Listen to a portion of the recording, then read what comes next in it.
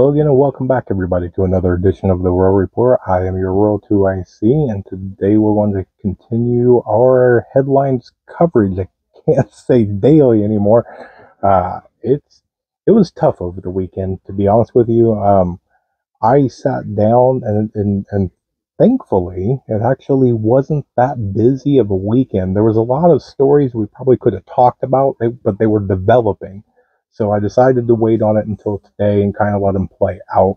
It gave me a lot on the weekend to really catch up on a lot of things around here. But I will do my best to continue on daily because there's a lot of people that do depend on the dailies. So, and we will continue to play around. I don't know if I'm going to do them live or if I'm going to do them recorded like this one. But we will see. Let's jump into this and then we'll talk about some other things here at the end. So again, in no particular order, first we're going to start out with Google has announced that they are preparing to launch an anti-misinformation campaign across 5 countries in Europe. And this is ahead of the elections that is going to take place in June. Now, they're going to be launching different ad campaigns around TikTok and YouTube, as well as put out some different surveys and some other things. But kind of into the articles, they're going to be using a lot of AI. Now, you guys probably, if you've been a member of this channel for a little bit, you know where I stand on AI. I recently watched, and I cannot remember who it was. I watched a really, really good kind of like short 35, 40-minute documentary on AI. And they played some clips from, I think, Joe Rogan into it. And I'm telling you, the amount of scariness that comes out of there, I would like to repeat a lot of it, but I won't for the simple fact of, A, I probably won't paraphrase it correctly, and B, it's probably borderline getting your hand smacked. If you want to see it, I'm sure it's probably pretty easy to go find. Moving on, this one is a little interesting, and it's probably one to just put a pin in. But the Republic of Congo has accused Rwanda of doing drone strikes on its airport. Now, there's a lot of stuff right now happening in Africa. I mean, a lot of stuff. On the surface, it looks like just little things all over the point, little tiny pin stops all over the map. But I'm telling you, it's a lot. My attention has really kind of shifted a good percentage-wise down into Africa because of the amount of things that's going on down there. Next, so this one is very, very interesting. So the New York Times posted an article, and in it, and they put into quotation marks, so they're quoting somebody here, that Israel carried out covert attacks on 2 major gas pipelines in Iran. So I'm sure the Iranians would like to know, more about that. And if it was supposed to be covert, it's very interesting that the New York Times felt that it was okay to just name who did it.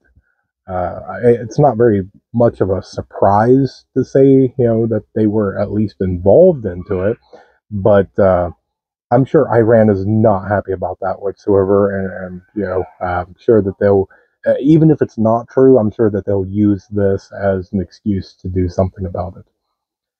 Next, The Hague in the Netherlands looked like a war zone, and this comes from different pictures and videos that came across social media. Now, this was supposedly 2 different groups of migrants that were in and around. They destroyed the Opera House, if I remember correctly. Went in, I mean, they were lighting stuff on fire. They were throwing bricks. It looked it looked pretty bad. I'm sure if you haven't seen it, you can go find it. It's probably pretty easy. It happened over the weekend. It's interesting because the amount of people that's covering it, but not covering it, if that makes sense. Next, there was a huge protest in Pakistan over the weekend, and they are protesting over what they are calling election rigging. So there was an election. They're not happy with the results. They're all saying that something fishy happened, and it was a pretty big protest.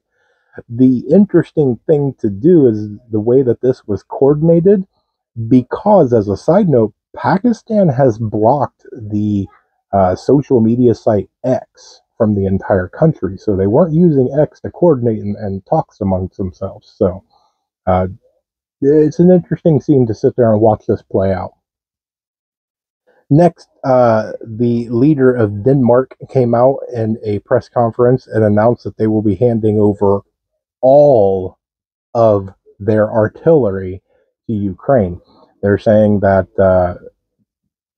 basically the U.S. is in Denmark and all that, and that they're there for protection, and so technically they don't need artillery now, so they can just get rid of all their artillery and give it over to Ukraine. And then they told other people that the U.S. is over here, so you should give up all of your stuff too, which is absolutely insane. Okay, and then let's move over. So Israel and Israeli media confirmed that Hezbollah took control of a drone.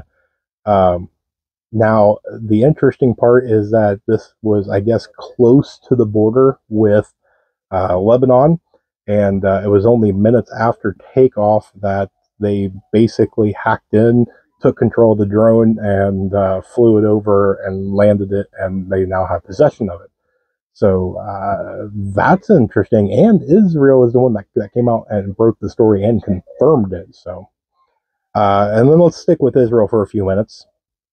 So Israel came out and they have set a deadline that all hostages must be released by Ramadan, or else they're going to go ahead with their military operation into Rafah. So there's a lot coming out about that. Remember, Egypt has said that is a solid red line, that if they go into Rafah and start displacing and doing all this, that was basically an act of war. The interesting part is that, how do you want to say it?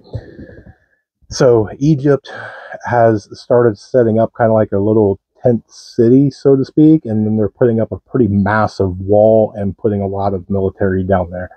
I don't know if they're just trying to prepare for the inevitable, or if they just know it's going to happen, or what it is, but their actions are speaking different than their words to a certain extent. But again, we're going to have to let this play out and see what comes of this. Israel conducted different missile strikes into Lebanon today. And it was kind of all over. They struck pretty deep into Lebanon, and then on the southern border, they were pretty active into Lebanon today. Next, so Netanyahu came out and says that Israel does not recognize the legitimacy of the International Court of Justice, or the Hague. So if you remember that South Africa went and basically took them for war crimes, and then they found that they sided with South Africa. And so Netanyahu says Israel just doesn't recognize the legitimacy of the court. Now that's kind of a dangerous game to play. You have to have some sort of rule of law. The interesting thing that I find about this is that now that is out, now that the court has decided that they are siding with South Africa, it didn't take very long, but there's two representatives in the U.S. House that has introduced a bill to review U.S.-South African relations. So it kind of looks like they're trying to punish South Africa. They don't like that they took them to court and won, I guess. They didn't do this before the ruling. They waited until after and then introduced this bill. So just thought I'd put that little bit of a note out there. Okay, so let's move over and let's talk about the Houthis. They were busy, okay? So they first launched an underwater drone. This was confirmed by U.S. military that they detected it, so this is kind of a first. The Yemen president signed a presidential decree now declaring the U.S. and the U.K. as enemy states. Nothing, shocking out of that one, but they made it official. Good for them. Next, the Houthis did launch, and now it looks pretty confirmed that they sank a British cargo ship. So that's a pretty big step.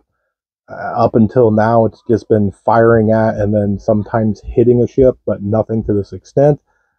This right here will basically go against the UK, the US, that they have all this military in there to escort and keep safe passage of these ships. If a cargo ship goes down, then this is a major, major escalation point. So just keep that in mind. Now, the Houthis shot down an MQ9 Reaper drone. So it's not one. This makes number 2. And there's lots of pictures and videos of them holding pieces. Now, this was over land. So, again, I don't know where they're getting these weapons. They talked about, it wasn't that long ago, that they shot off a ballistic missile. Who gave them that? Who's got... I'm telling you right now, if they had a ballistic missile, then there is some sort of probably Iranian personnel on the ground there to set up and launch this, because there's no way that I believe that there is Houthis running around that know how a ballistic missile works, or that they have the capacity or education to be able to aim and fire a ballistic missile. This isn't a PVC pipe with, whatever, some homemade thing. Ballistic means it's got a trajectory where it's up and then re-enters. So you're talking, you're talking a lot here. And then to finish out the day, it looks like they fired at 2 different U.S. military ships. Now keep in mind everything that I just listed, that's all in the last 36 hours. So they've been busy little bees here lately. We'll see if that trend continues and it stays pretty up, or if this was just a busy weekend for them. All right, let's move here into the homeland. So I'm sure all of your favorite person in the Congress, Mr. Lindsey Graham, has come out and said that the U.S. should now, instead of give, but loan money to Ukraine. So he's switching up tactics. Instead of just, we're going to take your money and give it to them. Let's loan them money. And I'm going, well, there's no chance they're going to ever repay it, especially if they lose, they're never going to repay it. But he said, no, we don't want money in return. In return, we want mineral rights. And I'm going, okay. I mean, I know that kind of they're the breadbasket of Europe. What do they have? And a quick little search, they have 21 of the 30 rare earth elements there, which just so happens that I believe it was Forbes about a year and a half, 2 years ago, said that there's an estimated just about $15 trillion worth of minerals there. Wow, what do you know? All right. So let's do a little retouch. So it wasn't that long ago. You remember all the big hoopla that Russia was going to put these weapons into space, and that they were weaponizing space, and you shouldn't do that. You can't put weapons into space and things like that.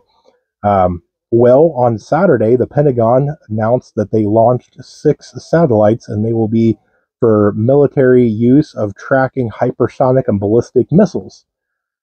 I guess tracking doesn't necessarily mean militarizing space, but, I guess you can put a toe on that line so you're not hypocritical, right? But I don't know. I don't know. Maybe it's true that World War III will be fought in space. But anyway, I'm sure everybody's aware that the governor of Texas, Mr. Greg Abbott, has announced that they're going to build an 80-acre military base in Eagle Pass. I won't go into great detail about that. It's all over everywhere, so if you want to know more, go check that one out. Next one. So Michigan has announced that they are asking for volunteers of the citizens of Michigan to come forward and house and support illegal immigrants. That's going to be interesting. Not to mention, there is a certain person of Congress from Michigan that is also coming out and saying that they should do what they did to Nikki Haley out in Nevada, and that when it comes time for Michigan to do their primary for the Democratic side, is to not put the person, but put like undecided or whatever it is on their ballot, in a showcase that they stand with Palestine. So that'll be interesting to see if anybody actually goes and takes anything along those lines. Next is going to be in San Francisco. They have appointed their first non-citizen to serve on the Elections Commission. Her name is Miss Kelly Wong, and as the name suggests, she is from China, and her job entails where she will help non-English speaking people to understand the election process. I don't know how much I got to spell that out on how scary that is, that there is a non-American citizen going to help people that cannot speak English and probably not have the right to vote understand the election process. So probably most of you are going, well, it's in California. Well, I understand, but still, that's a scary process. So, all right, and then the last thing I'm going to do, and I'm not going to go into nauseum about it, because most people I've seen, I've already started to cover this, and it's the trucker strike or whatnot there in New York. Now, I have a fear that this is too little too late. There is not enough people. You've picked the wrong place, so to speak. Now, remember, they were supposed to have the big trucker convoy that goes down to Texas. Did anybody see a really big news coverage about that? There was truckers down there. I saw it. I saw live videos of people down there, and I watched some of them in the convoy headed down there. There was trucks that did it. The only thing is, though, is it's not that many. And I think that this is what's going to happen here in New York as well, is that there's not enough. And there's too many other people, especially now that the economy is bad, that need the money. And so they will just pay somebody probably half as much, and they will just take the load for a lot less money, and the load will get delivered, and the probably American citizen that really needs that money is trying to do something that they believe is right and turn down the load, and they will probably get punished for it, and if nothing else, they're just not going to get the paycheck. So but that leads into, what would you do if that was you? Let's say that wherever you are, in whatever city, whatever state, whatever country, let's say that a bunch of people wanted to get together and they wanted to boycott and stand up to what's going on. And so they decided that they were going to blockade the major ins and out roads. And so they were going to try and disrupt the shipping process. Are you prepared for that? Now, before you start yelling at the screen, it'll never happen. Okay, it may not. It could. Okay, and so play the game. War game that out. Are you prepared? If that lasted a week, 2 weeks, a month, how long would your city or town or wherever you are, how long would it last? And I'm not talking about just you. I'm talking about your friends and your neighbors and your coworkers. How long would they last until they had to, start looting and doing different things just to survive? So, and then take it into yourself. How long would you survive? You have a week's worth of food? I hope you do. You have 2 weeks? You have a month? I mean, I'd certainly hope most of you could say, yes, I have a month's worth of food, and I would be just fine. And it's kind of that kind of war gaming out sort of thing. And it's a great process to be able to get.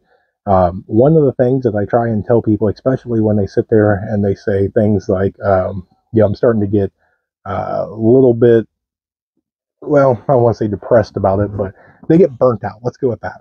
And they go, I don't know what to do. Well, revisit your stuff.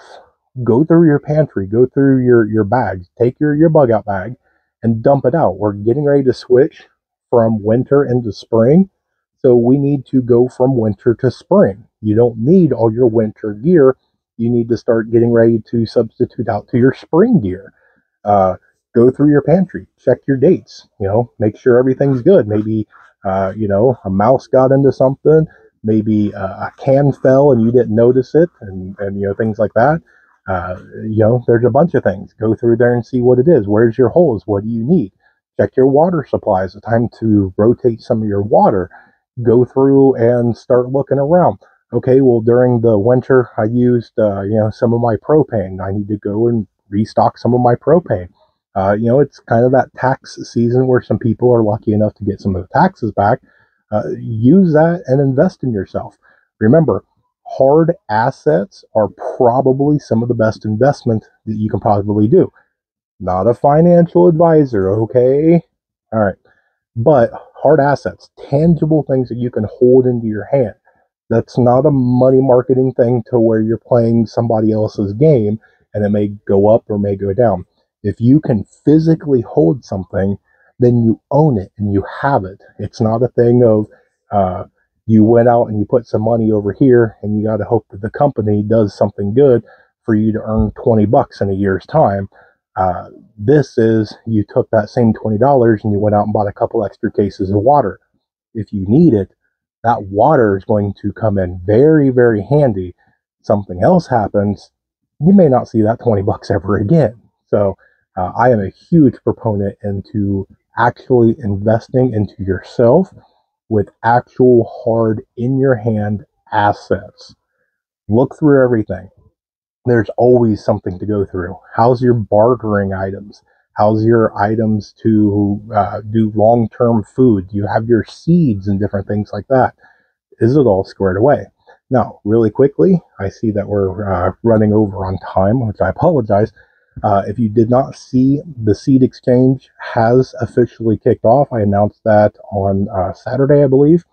If you want, down in the description section of this video and every video is my P.O. box. If you want to get into the seed exchange, then all you have to do is do 2 envelopes. One, you send it to my P.O. box, put whatever the seeds that you want to do, as well as a self-addressed stamped envelope in there, mail it to me.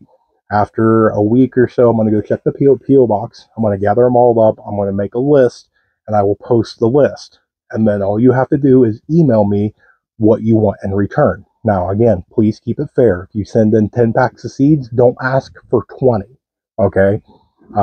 You can ask for 10. That's fine, okay? If you send in 10 and you want 10, that's fair, completely fair. And then we'll just keep going. So and it's always going to change. So if you send in 10 and you only see 2 that you want, tell me the 2 you want and I'll put them off to the side and wait for the next updated list. And maybe there's 2 or 3 more that you want, and I'll pull them out to the side. And this is going to become a first ask, first serve. So as soon as you see it, please send in, because some things are going to be very limited in quantities. And then please be specific.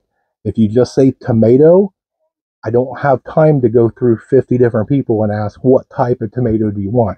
So if you want, the small potato or tomato, or you want the really big tomato, you need to tell me very, very specific on what it is that you're wanting. Otherwise, you're just going to get top of the list. And then real quick, the last thing is if you or anybody that you know is in financial trouble and they cannot afford seeds, send me an email. I will put together a package. I will pay out of my own pocket and I will send it to you. I don't want anything in return. No names will be mentioned. This is not a PR or anything. It'll be, I want to help people this year. And I've had probably 5 or 6 different people have already committed that they don't want anything in the seed exchange. They're sending seeds to help out. So we're going to have quite a few. I think at initial count, I'm probably going to have somewhere close to about 100 packs of seeds that's going to be available. Okay, so we have them. Don't be scared to say anything. You don't have to give me a big, huge story or anything along those lines. Just, hey, I or somebody I know, needs some seeds, and I will put together the package and get it out to you. Okay, so that's it. Close up my book, which only got a little bit left. Might get some new books. So I appreciate you guys for spending a little bit of time. I hope you guys had a really amazing day. We had some fun over on the Facebook. So if you're not over there on Facebook, go give us a like and follow over there. We've been posting a lot of pictures and a lot of fun things over there, as well as doing some things with the merchandise store and things like that. Link to the merchandise store is down below if you want to go check it out and see anything in there. But that's all I have for you today. So God bless each and every one of you. Thanks again for hanging out. If you made it this far in the video, guess what? You rock. And stay tuned. There's more information to come, and say it with me now above everything else. Please remember to remain united, because we're all prepping in this together.